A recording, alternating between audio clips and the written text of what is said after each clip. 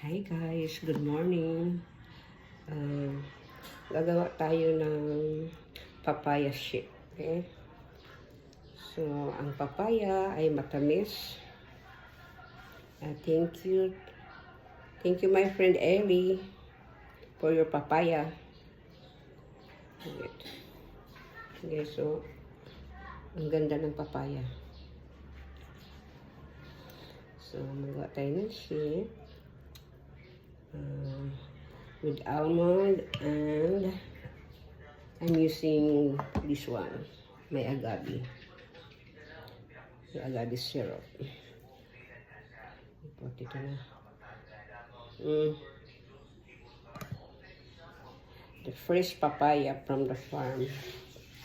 Ay, kalikan ang papaya sa market. Sa simbahan. Matamis talaga to kasi na ano ko na yung isa, I eat the other one. So ito, look, nice, walang damage, so pretty. Wala na akong mai-content eh. I'm out of content. So I made this one. 1 hour. I think it's enough. Thanks guys for watching.